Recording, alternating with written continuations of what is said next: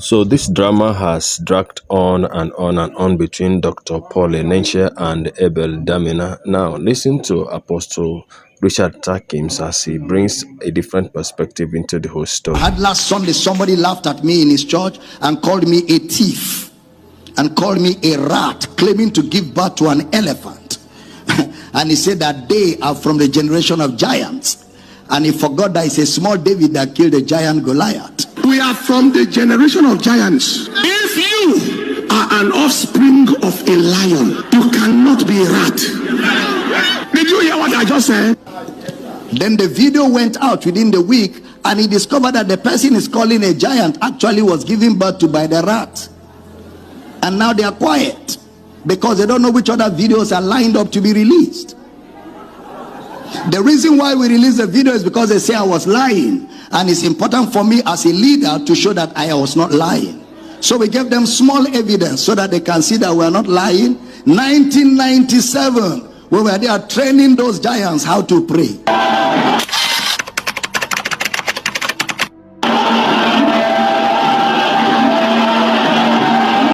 Although we cannot say that he was teaching Enenche how to pray here in this video, but then the story is becoming very, very messy and everybody is trying to tell his own story. 1997, the video is in circulation and we have more evidence. I'm just waiting. Let them just come out again, then they will see fire. But now, just like I've been asking in almost all my videos, I've been wondering how is it possible that pastors can lie, because we just lie like that. Apostle Takim seems to have the same concern. Any promise of God you try to fulfill with your own hand, it will kill you. It will destroy your testimony. You get my? It will do what? To destroy your testimony. So when God speaks, let him fulfill it. So David was just quiet, serving. He already knew that he would be king. Before he even killed Goliath, he knew. Let's say he never understood the ways of God. When he killed Goliath and the women began to sing, David Saul have killed 1,000. David have killed 10,000. David will have taken advantage of the situation, saying, hey, democracy. A lot of people are singing for me now. It's like your name is everywhere on social media. David will just have organized a campaign in another part and gather all those women and say, God spoke to me. He will not even say Samuel came. Pride make you diminish people that God use. That's why all these things happen on social media. Enenche and Damina, I just they laugh. Pride makes you diminish people that God use. Ebe could be saying some things that was not aligned with scriptures. People who know are just watching and laughing over the whole stuff. You see, and I was speaking to somebody 2 days back. I asked the person, are these pastors born again? Because if you are born again, you will not lie. You will not be lying with boldness and calling people rats. There's one person in Port Harcourt calling Abel rat. I said, is he safe? Would Jesus have called Abel rat because he made such a true claim? I knew when Pastor Enenche was carrying the Bible of Joshua Telena as his boy. Do you know how I knew? Abel, Damina, Pastor Joshua, all of them are all children of my spiritual father who came here. Jesus is the only one that had what we call the divine incumbency. The divine what? Incumbency.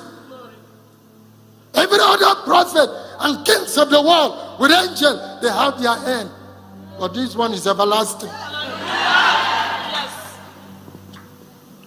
The Bible said he's seated on the throne, adored by the angels, proclaimed by saints, and feared by the devil. Did you get it? Yeah. I said he's the only one seated on the throne, adored by the angels, proclaimed by saints, and feared by the devil. So tonight, I am talking on the supernatural versus super mystical. It's just that the man is too humble not to talk. He helps Abel to start the church where Abel is. So, in the whole of Nigeria, there is no preacher, I say with some sense of responsibility, that have the fire that my father have. No preacher in the whole of Nigeria. So, his prayer fire, none of them has. So, when you look at Abel, the way he pray, you see my spiritual father's fingerprint. You look at Joshua, you see my spiritual father's fingerprint. And you Unfortunately, the truth is actually taking a flight through the windows. Those that are supposed to know better and who are supposed to do better and take this and out of the church in Nigeria are busy associating and disassociating themselves with who they call their spiritual sons and spiritual fathers, taking people away from Jesus himself. Enenche does not pray like Oyedepo. Oyedepo don't pray like that. It doesn't pray like Adeboye that is claiming to be their fathers and fathers. Now, in fact, I was even confused. Adeboye called Enenche his son. Oyedepo called Enenche his son. So I don't know whose son is he. Years ago, in Otukpo, I went there to preach to some young students. And we were praising God. And one of the products of that meeting is my beloved son, Paul Enenche. Church. All these father-son things, I don't even know where we are taking it to. Yeah, my son. Yeah, my father. Shut up! We have taken members away from God. Nobody is saying, I belong to Jesus. It is, I am spiritual son of this, spiritual father of that, spiritual son of this. So, all those stuff, they are lying and talking. I asked myself, do they even read Revelation 21? That say, all liars. You could be anointed, but when you lie. So, in those days, Abel, Bishop John, in fact, even the first land in nature, God, it's a Bishop John Praise. A whole lot of stuff. But now, they diminish these people who gave them the seed of what they are doing. They gave them the seed. I know 3 or 4 preachers that if they have not touched Enenche's life, there will be no Enenche. And Oyedepo is not one of them. Neither is Adeboye. We were there in Abuja when all those meetings were holding. I was attending them. I was sneaking in attending the meetings. So we know all those stuff. So, but there's no glory in all this stupid fight. You get my point? And I look at it and say, these people just need to leave this space. They have polluted the air. They have found the air with what is not. They should just leave the space and let us fight and get these souls, because people are dying and going to hell from the church. I mean, people are going to hell from the church. And they're talking about spiritual sons, spiritual fathers, spiritual nonsense. It's crazy. So you don't diminish those who lay foundation for your success. Even if it was a cup of water they gave you, recognize it. It is pride that makes people diminish such things. It's pride that makes people diminish such things. Pride is overestimation of self. So when you overestimate yourself, you diminish people who help you and you call them rats. People that without them, you will not exist. Somebody called you. You met somebody that say you want to go to the UK for your medical, to go and do medical, you and your wife. Then you come back to Nigeria and be doing, and the person now say, well, let me hear from God. And the person heard from God and called the following day and said, God is saying, go to Abuja. Why won't you value that? For God's sake. Why can't you just humble yourself and say, I recognize him. God use him. It will not take anything from you. Do you think is cheap for somebody to call you and say, come, go to Abuja. That's where God says you should start ministry. And you went and you got the result. And you are diminishing such a person. And you think you are bigger than him. Even if you begin to gather the whole people like Ronaldo, that doesn't mean you are bigger than that person. You are not big. Bigness is not in the crowd. It's not crowd of that's not what makes that you are big. That's why by the time they die and go, their churches also go with them, because it is fake. It's not real. It's a balloon. It's not real. You don't diminish a person who call you. Let's assume my coming to Kenya, anybody called me and said, come, the Lord is saying, go to Kenya. And I came here. No matter how great will become, I'll be bringing that person every year to honor him, so that he see the fruit of his work. I mean, of that direction he gave me. But in my own case, I was praying and God spoke to me. You get my point? You don't devalue them. You don't diminish them. It's not easy, because you will have been somewhere doing your medical practice and nobody will know you. That initial direction, if it does not happen, Oyedepo will not have known you. Adeboye will not have known you. Now they are all coming because you built a big house.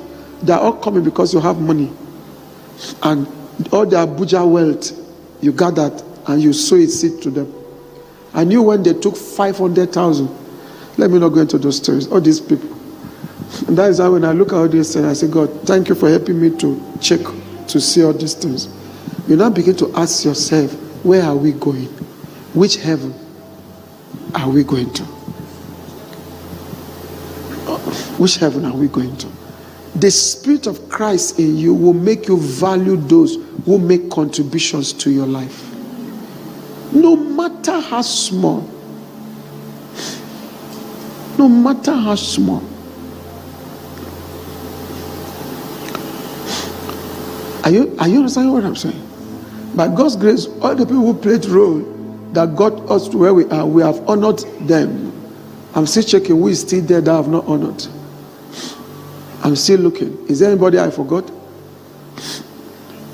I was listening to the message. It's even on YouTube when I honored my younger sister for the tithe she was sending to us when we came to Kenya.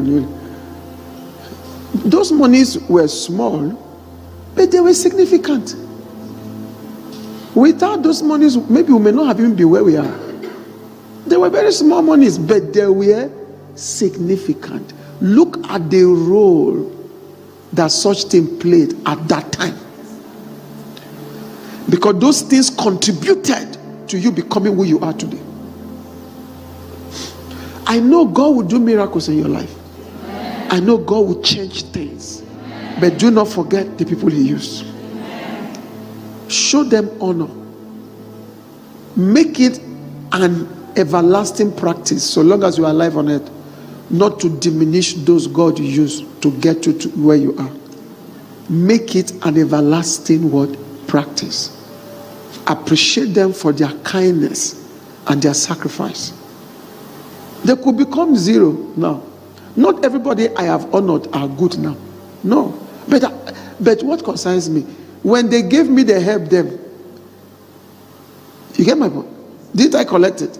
So that is it. There was even one little girl one time that used to come to our house then.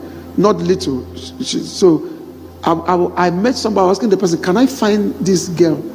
They said, no, we can't. I said, if you can help me find her, let me just appreciate her with something.